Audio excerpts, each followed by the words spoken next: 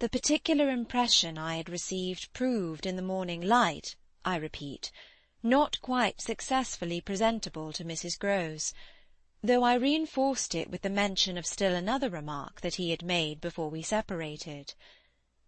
"It all lies in 6 words," I said to her, "words that really settle the matter.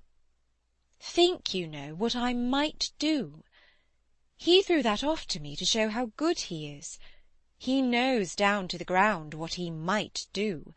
That's what he gave them a taste of at school." "Lord, you do change!" cried my friend. "I don't change. I simply make it out. The four, depend upon it, perpetually meet. If on either of these last nights you had been with either child, you would clearly have understood. The more I've watched and waited, the more I've felt that if there were nothing else to make it sure, it would be made so by the systematic silence of each. Never by a slip of the tongue have they so much as alluded to either of their old friends, any more than Miles has alluded to his expulsion.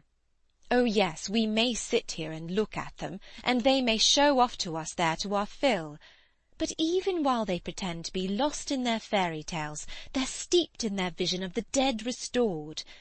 He's not reading to her," I declared. "They're talking of them. They're talking horrors. I go on, I know, as if I were crazy, and it's a wonder I'm not. What I've seen would have made you so, but it has only made me more lucid, made me get hold of still other things."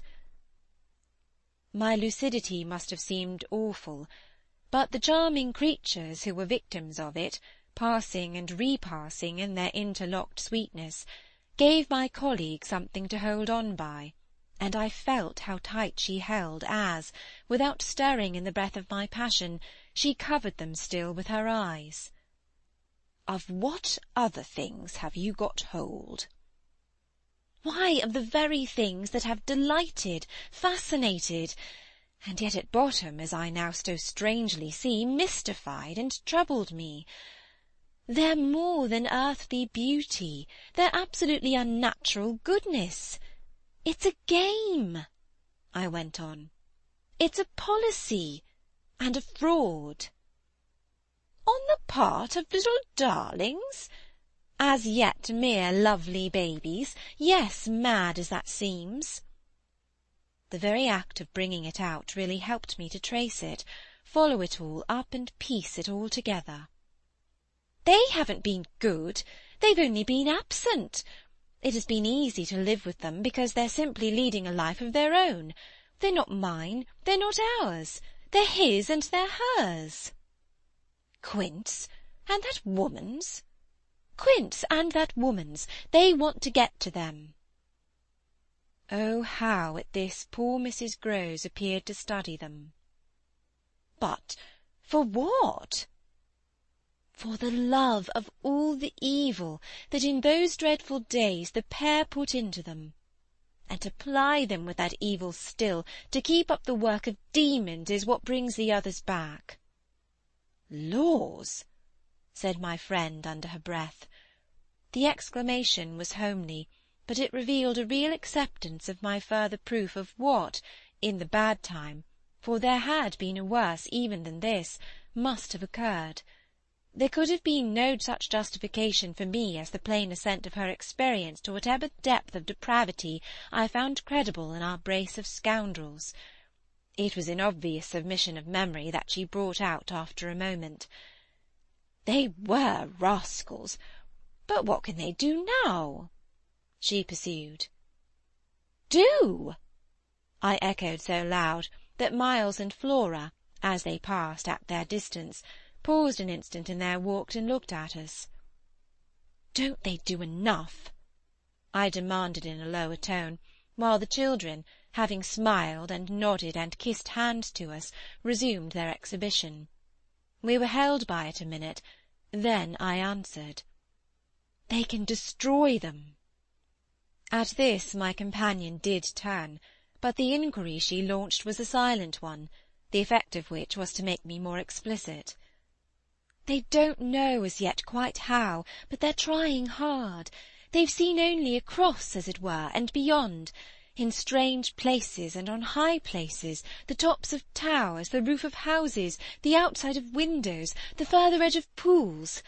But there's a deep design on either side to shorten the distance and overcome the obstacle, and the success of the tempters is only a question of time. They've only to keep to their suggestions of danger. For the children to come? And perish in the attempt.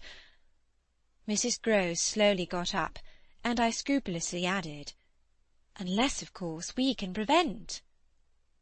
Standing there before me while I kept my seat, she visibly turned things over. Their uncle must do the preventing. He must take them away. And who's to make him? She had been scanning the distance, but she now dropped on me a foolish face. You, miss?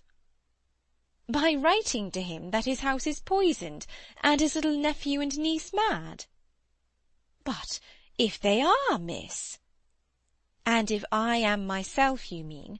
That's charming news to be sent him by a governess whose prime undertaking was to give him no worry. Mrs. Grose considered, following the children again. Yes, he do hate worry. That was the great reason. Why those fiends took him in so long?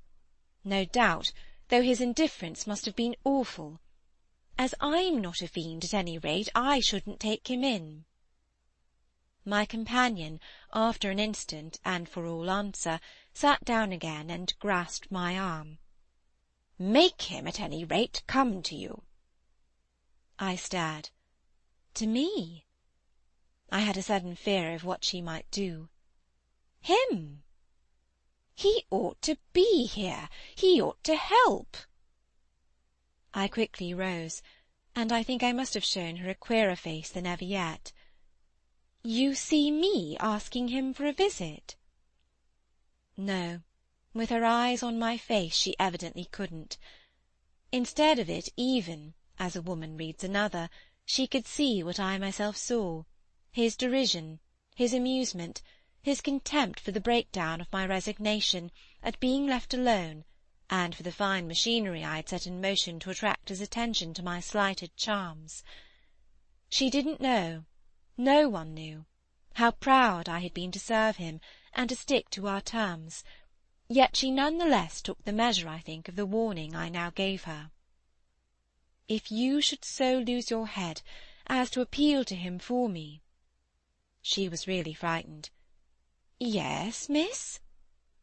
I would leave, on the spot, both him and you. End of chapter 12.